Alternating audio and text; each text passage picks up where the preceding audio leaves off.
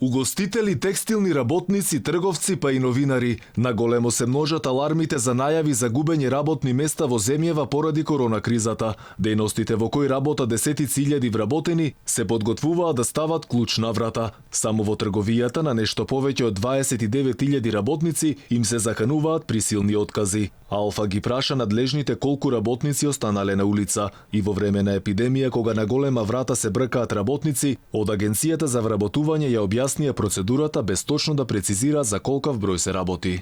За едно лице може да има повеќе пријави или одјави и тоа во ист месец. Например, ако лицето било вработено на определено време, па по истекот на определеното работно време да се реализирало одјава во задолжително социјално осигурување, а потоа за истото лице да се реализирала нова пријава во задолжително социјално осигурување кај истиот работодавач.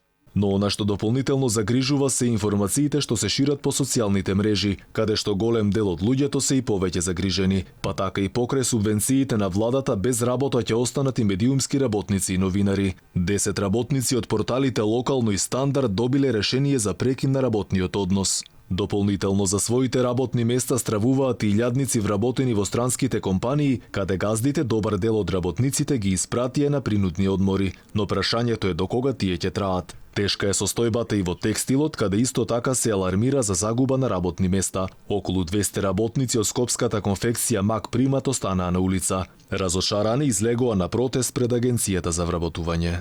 Прошлата недела доаѓање собира имавме состанок, ни кажува дека става клучна фирма. И ни кажа дека 2 месеца не следува по 7.000 од влада или од биро, не знам од кого, да зимаме 7.000 надомест. А сега тука се пријави во бирото, рекоа дека ништо не ме следува.